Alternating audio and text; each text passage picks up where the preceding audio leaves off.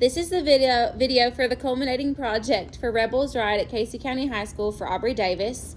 I'm going to quickly scan the room and then start my presentation.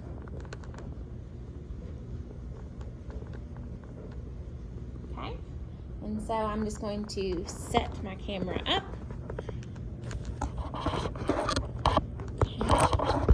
Can we see?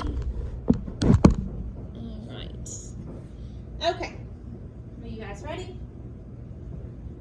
Yes. All right, thank you. All right. Do you care to close my door for me? Thank you. So, as you guys know, here at Casey County High School, we have been doing the Rebels Right program. And most of you guys know I am a moderate to severe disabilities teacher here at Casey County, so riding is not necessarily my strong suit. I'm not in the video. There we go. Writing is not necessarily something that I teach on a day-to-day basis. English isn't something that I teach on a day-to-day basis, but my principal has given me the opportunity. Uh-oh, my camera fell down. Let's put that back up. Sorry. There we go. Okay. My principal has given me the opportunity to do this for my Rank 1 project, and so we were adamant to get this project going for our school and then eventually our school district.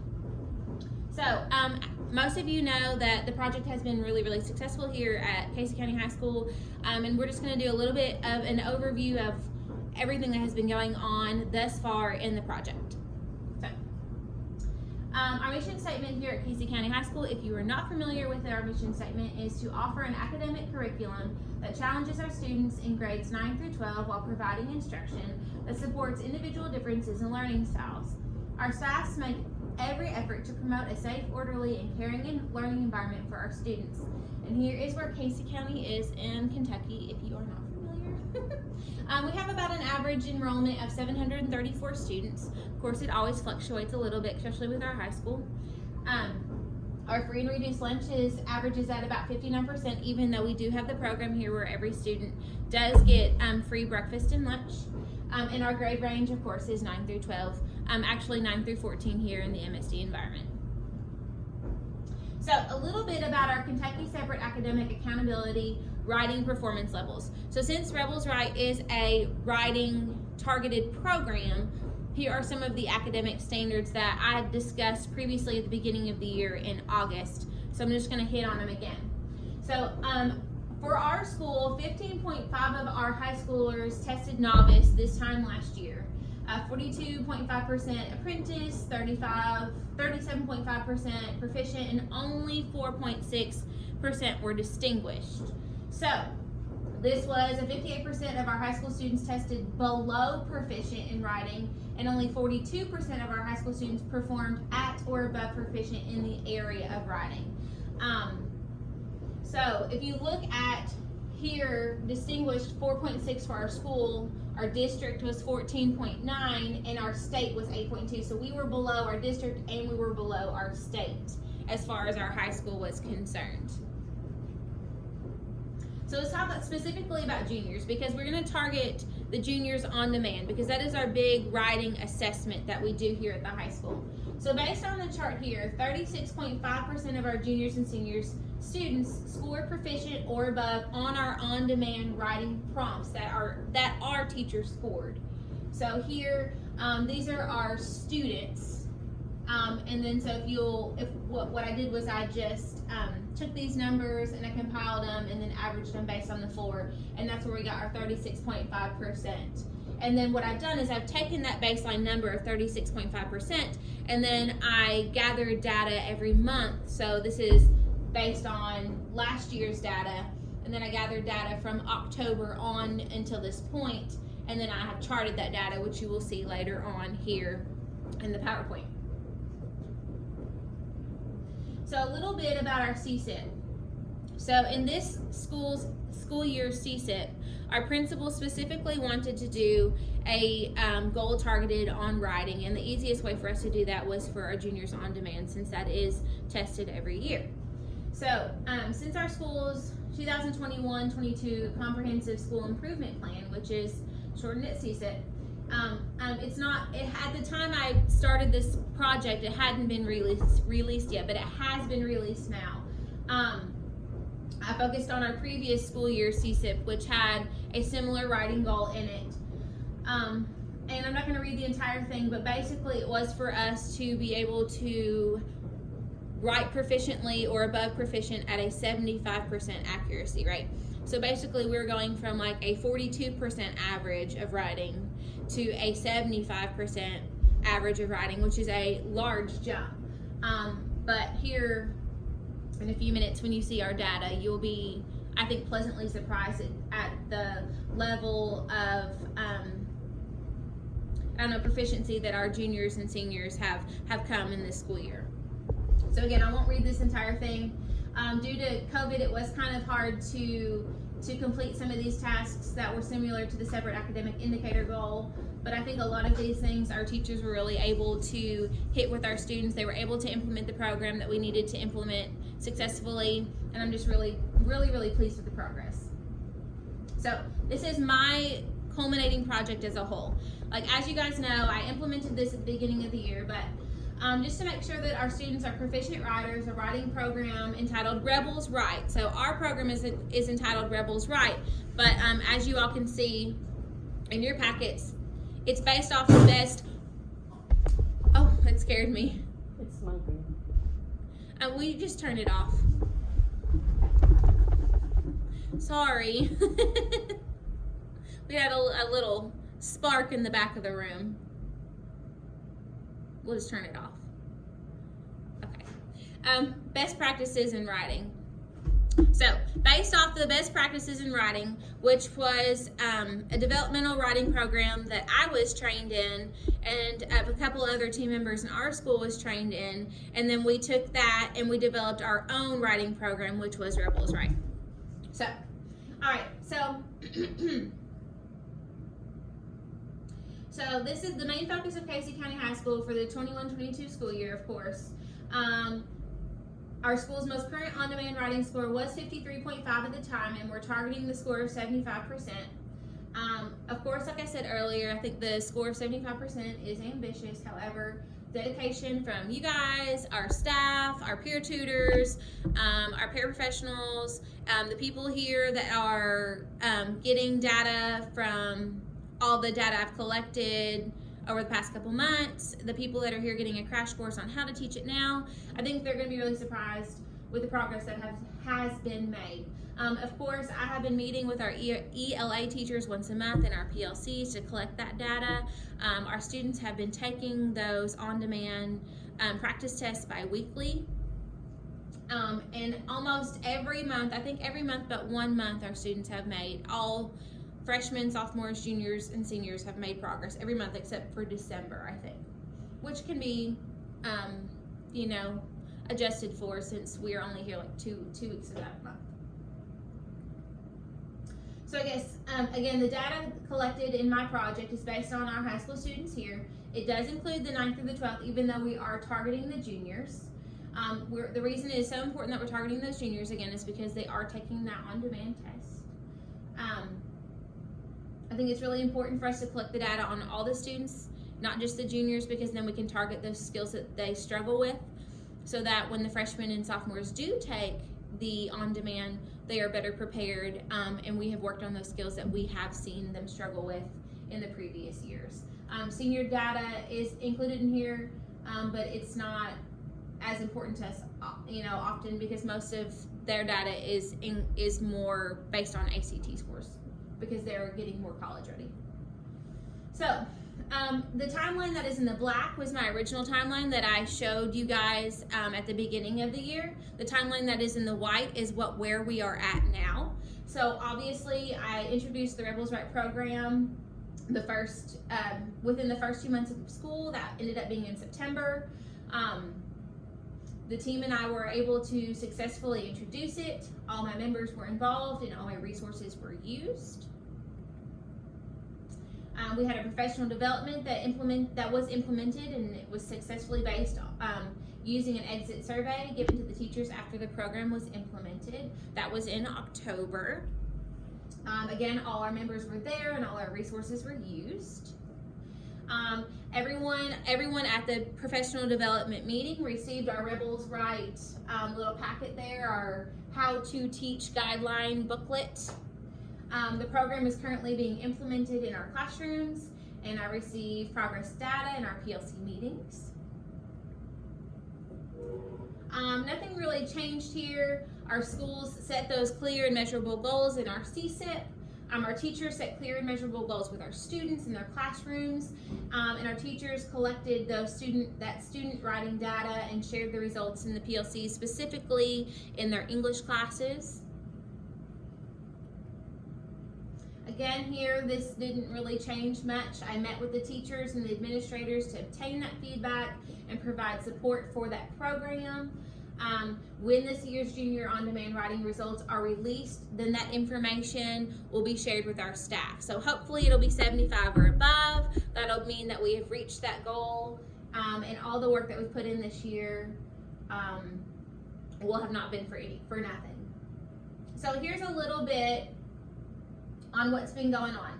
So back in October, our juniors took two practice on-demand writing prompts and averaged out at 42% proficient or above. In November, they averaged out at 55, December 57, January 62, February 68, and as of right now, since the last data that I have collected in late March, is 71%, which is only 4% away from our goal. Now, these practice prompts, of course, are not going to be the exact same prompts that they take or are going to be tested on for on-demand, but are very, very similar. And we're hoping that we can squeeze in another 1 or 2 prompts before they take that on-demand, and can rise above that 75 mark or hit that 75 mark that we've been working for really hard. So I'm really, really proud of this group of kids. They have really worked super, super hard. So this is just a little graph on our freshmen, sophomores, and seniors. Our freshmen started out at 31% proficient and above. They're currently at 52. Sophomores started out at 44%. Our sophomore group here at CCHS is actually our highest testing group. They actually test higher in our ACT category than our current juniors do. So we have really high hopes for them. They're currently scoring at a 66%, and our seniors started out at 56 and are currently at 65. I think they could do a lot better, but like I said, we are very college career readiness for them more than we are on-demand writing for them. Not that they can't use these writing skills for college. They're very important skills, but they're not being tested. So that's just my little overview crash, what's been going on with Rebels Right. Very pleased. I'm going to go into my crash course portion of Rebels Right for my paraprofessionals who are going to be learning how to implement this program, moving forward with it as we continue to use it. So that's what you're going to be seeing here in the next couple of slides of my presentation. Okay, so Rebels Right is a writing program that we are using to help our juniors with on-demand writing. Okay, a typical on-demand writing prompt requires a response of at least 5 to 6 paragraphs. We like to see our high schoolers use 6 paragraphs. So paragraph 1 should look like this: hook, acknowledge prompt, establish your position, a thesis, including first, second, and third reason. Paragraph 2 uses 2 of the 4, always. An example, flashback, statistic, or fact. Same with paragraph 3 and 4. Paragraph 5 is our counterclaim, and paragraph 6 is our conclusion. We are going to go over all of this. Like I said, it's going to be a crash course, but you have your guidebook and your best practices book in front of you to follow along with. Okay, so this is in your best practices book. These are our steps to writing. It goes into detail a little bit more than what is just here on the screen. So if you're thinking this is not enough for you, you can always review these steps to writing as well. So let's talk about a dot check. This is how we've taught our students to make sure that they have all of the criteria in their on-demand writing prompt. So we have taught them to use this dot check, or this highlighting skill, if you will. So for example, Do they have a hook? Have they started their prompt with a hook? They would highlight it orange if they did. Or we, as a teacher, when we grade it, should be able to highlight it orange or color it orange. Acknowledge the prompt, blue. They should be able to identify it with a blue color, or we should be able to highlight it with a blue color. States purpose, green. 3 distinct reasons, red. We should be able to go through with a red highlighter or a red crayon or a pen or whatnot and mark 3 distinct reasons as to why their thesis is the way it is in their on-demand prompt. And then lastly, their therefore statement. Therefore, I believe such and such should be purple. So we have taught the students, freshmen through seniors, to do the dot check, okay, before they turn in a prompt, when they go back and reread a prompt, when they learn to read other people's prompts or score other people's prompts or read other people's prompts. This is the first thing that they spent about a month on learning how to do. And this is just the first paragraph, but it's one of the most important ones. So let's do our own dot check. So it's a little hands-on activity, if you will. So everyone should have that in front of them. They've got their dot check paper, highlighters. Let's see. This is about Mrs. Smith here. So Mrs. Smith is a 5th grade teacher and has decided that she is going to allow her students to have a class pet. She has invited students to write letters telling which pet they feel would be best for the class. So the on-demand prompt is for you to write a letter to Mrs. Smith explaining which pet you would feel would be best for your class. So this is an example letter. So we're not actually writing the letter yet. Here later, after I'm done with my presentation, we'll do some more examples together. But for right now, we're going to go through and dot check one that's already completed. So who can tell me what color am I going to highlight the hook? Orange. Yes, yes.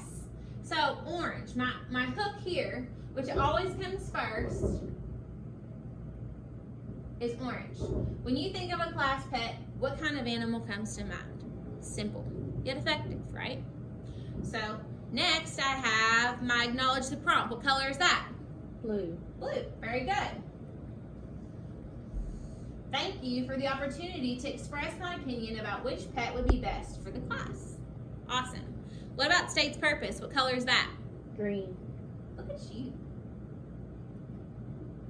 After careful consideration, I think that a fish would be the most practical pet for us. Very good. And then we have our 3 distinct reasons. What color? Red. Yes. Fish are easy to take care of. They're inexpensive. They're entertaining to watch. And then lastly, you end with your therefore statement, which is what color? Purple. Purple. Perfect. Therefore, I am confident after you reading my paper, a fish would be a spectacular pet. Okay, that is a dot check. A teacher should be able to go through and highlight those specific spots of your first paragraph in an on-demand that's going to catch a reader's eye. And we do those different highlighter checks because it's appealing, it's a visual learning target for students, and it's visual for teachers too. It's easy for us to go boom, boom, boom. You have all the requirements, check mark, done. Okay, moving on. So for paragraphs 2 through 4, you pick two of the 4 examples. You can choose a flashback. Now, all 2 through 4 aren't always going to make sense in your paragraphs.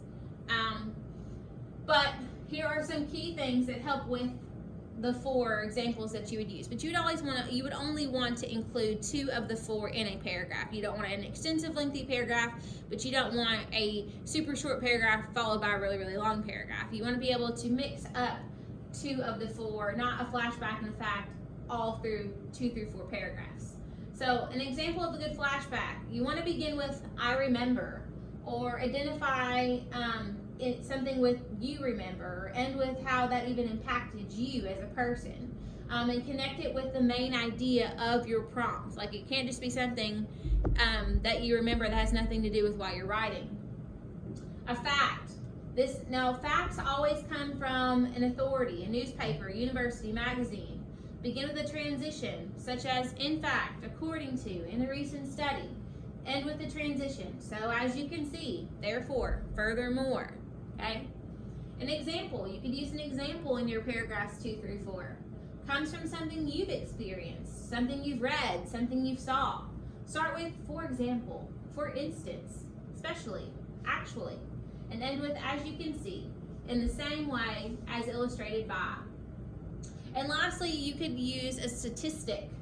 This comes from, again, an authority, such as a newspaper, a university magazine. Begin with a transition, such as, in fact, according to, in a recent study. You can use statistics such as numbers, percentages, and ratios. You could also end with a transition such as, you can see, therefore, and furthermore. So again, 2 of the 4, flashback, fact, statistic, example. Those are easy things for teachers or people who are grading your on-demand prompts to look for. Do you have 2 of these 4 things in those paragraphs? Okay, in those 3 paragraphs. So, and then lastly, paragraphs 5 and 6. You have your counterclaim. Okay, of course you want to start with admittedly. While I understand that, some may argue that a dog would be a better class pet. However, I feel that a fish is better because, right? A counterclaim. You want to admit that, yeah, somebody may have a different and or better reason according to their fact statements or examples. However, you feel that your side is different because, right? So you want to start with a transition. You want to state that counterclaim. You can even support that counterclaim, okay? But you want to end with a transition such as clearly, obviously, lastly, and then restate your theses. Because in your counterclaim, you don't want to admit that somebody else's thesis is correct or somebody else's reasons are correct. You can acknowledge those, but then you want to end with how strong your thesis is. And then your conclusion, which is that last paragraph in the on-demand writing. You're restating the purpose of writing, restating your 3 reasons of support, providing closure, and leave something for the reader to think. Now, I know that's a super quick crash course on this, but does anyone have any questions? No? Do you all like the highlighter? The highlight dot check? I do. It helps me understand. I like the different colors. I like the different colors too. When we originally did it, when I went and did it at the Carter County schools for best practices in writing, they did different colors. We just picked our own colors that we liked, which was fine because it kind of made it more for Casey County. And the students love it. The students love to use it. They already know the system. They do it really, really well when they work with each other and they check each other's papers, and we give them examples to practice with. I mean, they just picked up on it so fast. And then they were able to go through those paragraphs 2 through 4 and be like, oh, I think you only have 1 of the 4, or 2, you've got 3 of the 4 here. It's too long. They were able to pick up on the system so fast.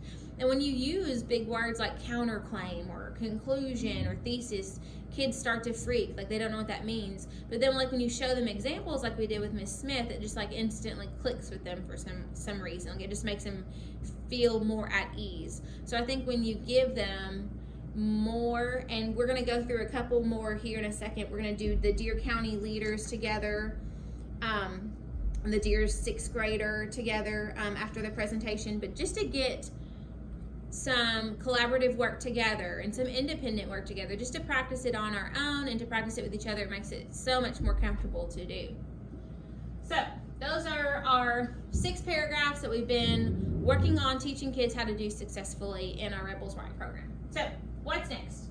We are continuing to collect writing samples all the way up until the very end of the year. I want all of that writing data so that I can successfully complete all of the data collection and share all those results with our staff members and our administration, and just show them how successful this program has been for us, so that it can later be implemented into our whole school district, which has been the ultimate goal.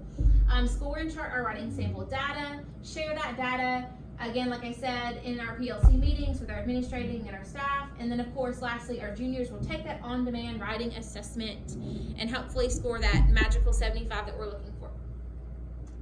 So just a little bit of reflection on all the work that we've been doing this year. So what's working? Of course, students taking those practice on demands bi-weekly, it's become a little repetitious for them, but they don't seem to mind so much when their scores go up.